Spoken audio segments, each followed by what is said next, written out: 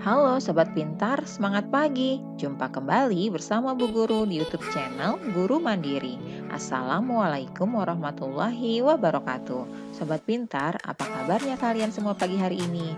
Bu Guru selalu doakan agar kalian senantiasa dalam keadaan sehat walafiat. Pagi hari ini, Bu Guru akan menyampaikan materi pelajaran untuk kelas 5, tema 2, subtema 3, memelihara kesehatan organ pernapasan manusia, pembelajaran ke-1. Namun sebelum kita mulai, marilah kita awali pembelajaran kita pagi ini dengan pembacaan doa terlebih dahulu ya. Anak-anak, coba kalian amati gambar berikut ini. Apa yang ada dalam pikiran kalian setelah melihat gambar ini? Kira-kira peristiwa apakah yang telah terjadi? Pada gambar, tampak udara di sekitar ibu dan anak ini berkabut dan penuh dengan asap.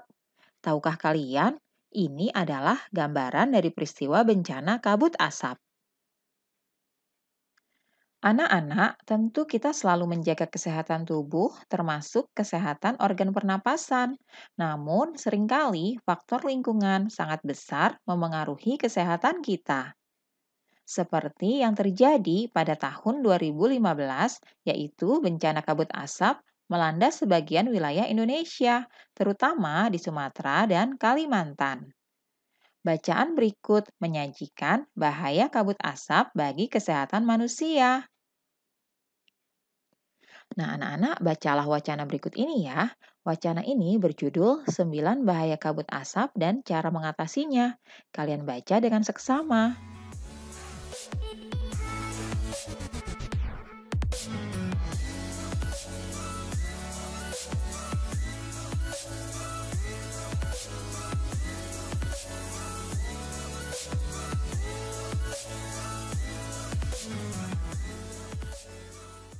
Anak-anak, kalian sudah membaca artikel yang berjudul 9 bahaya kabut asap dan cara mengatasinya. Sekarang Bu Guru akan sedikit menjelaskan secara lebih ringkas ya, apa yang menyebabkan bencana kabut asap. Anak-anak, kebakaran lahan dan hutan telah menjadi penyebab bencana kabut asap. Kabut asap ini berbahaya karena asap kebakaran hutan dan lahan menyebabkan debu atau partikel halus hasil kebakaran seperti jelaga. Saking halusnya, partikel ini akan dengan mudah terisap dan mengotori sistem pernapasan. Selain partikel halus, asap kebakaran juga mengandung zat-zat berbahaya seperti ozon atau O3, sulfur dioksida atau SO2, karbon monoksida atau CO, dan nitrogen oksida atau NO2. Kabut asap ini dapat mengganggu kesehatan semua orang ya, baik orang yang kondisinya sehat maupun yang sakit. Nah, apa saja bahaya kabut asap bagi kesehatan kita? Berikut ini bahaya kabut asap bagi kesehatan. Kalian simak baik-baik ya. Yang pertama, kabut asap dapat menyebabkan iritasi pada mata, hidung, dan tenggorokan. Yang kedua, kabut asap dapat menyebabkan reaksi alergi, peradangan, dan mungkin juga infeksi. Yang ketiga, kabut asap dapat memperburuk penyakit asma dan penyakit paru kronis lain seperti bronkitis kronik. Yang keempat, kabut asap dapat menyebabkan kemampuan kerja paru berkurang dan menyebabkan seseorang mudah lelah dan mengalami kesulitan bernapas. Yang kelima, kabut asap dapat menyebabkan orang lanjut usia dan anak-anak yang memiliki daya tahan tubuh rendah akan lebih mudah mengalami gangguan kesehatan. Yang keenam, kabut asap dapat mengurangi kemampuan tubuh dalam mengatasi infeksi paru-paru dan saluran pernafasan sehingga lebih mudah terjadi infeksi. Yang ketujuh, kabut asap dapat memperburuk penyakit pernapasan yang sudah ada. Yang kedelapan, kabut asap menyebabkan polusi pada air bersih, tanaman sayuran, buah-buahan, dan makanan yang tidak tertutup. Kemudian yang kesembilan, kabut asap memperburuk kondisi lingkungan sehingga infeksi saluran pernafasan akut atau ISPA akan mudah terjadi. Itulah 9 bahaya kabut asap bagi kesehatan kita ya anak-anak. Nah, sekarang kita akan bahas bagaimana cara melindungi diri dari kabut asap tersebut. Yang pertama, kita harus hindari atau kurangi aktivitas di luar rumah atau gedung, terutama bagi mereka yang menderita penyakit jantung dan gangguan pernapasan. Yang kedua, selalu memakai masker jika harus pergi keluar rumah atau gedung. Pakailah masker dengan benar untuk menutupi hidung dan mulut. Yang ketiga, minumlah air putih lebih banyak dan lebih sering agar debu atau partikel halus yang menempel pada tenggorokan larut dan masuk ke dalam pencernaan sehingga ikut terbuang bersama kotoran. Yang keempat, segeralah berobat ke dokter atau sarana pelayanan kesehatan terdekat bila mengalami kesulitan bernapas atau gangguan kesehatan lainnya. Yang kelima, segera lakukan perilaku hidup bersih sehat atau PHBS seperti makan makanan bergizi, banyak minum, banyak mengonsumsi buah, jangan dekat-dekat orang merokok, dan istirahat cukup. Yang keenam, upayakan agar asap dari luar tidak masuk ke dalam rumah atau gedung. Yang ketujuh, tempat penampungan air minum dan makanan harus selalu ditutup dan terlindung dengan baik ya. Dan yang kedelapan, buah-buahan serta sayuran dicuci sebelum dikonsumsi. Bahan makanan dan minuman yang dimasak perlu dimasak dengan baik. Itulah cara melindungi diri kita dari kabut asap anak-anak. Nah, sekarang kita akan belajar bagaimana menemukan informasi penting dari teks bacaan yang sudah kalian baca tadi. Caranya yaitu dengan membuat beberapa pertanyaan. Yang pertama, menggunakan kata tanya apa, yaitu untuk mengetahui informasi tentang suatu hal atau benda.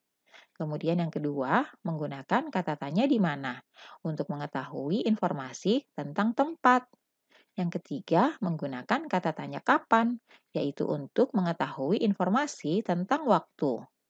Yang keempat, menggunakan kata tanya siapa, yaitu untuk mengetahui informasi tentang pelaku atau tokohnya.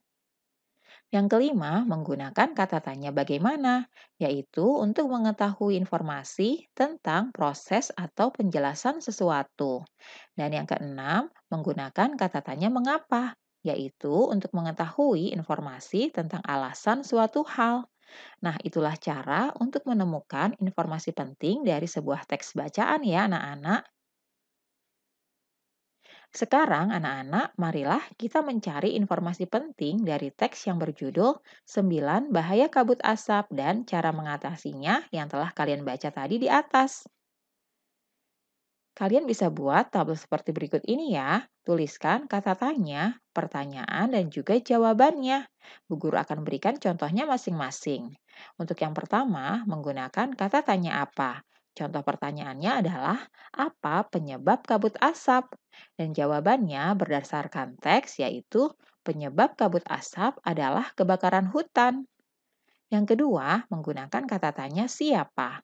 Contoh pertanyaannya, siapa yang terdampak kabut asap di Jambi? Jawaban berdasarkan teks yang sudah kita baca yaitu semua orang, baik orang yang kondisinya sehat maupun yang sakit.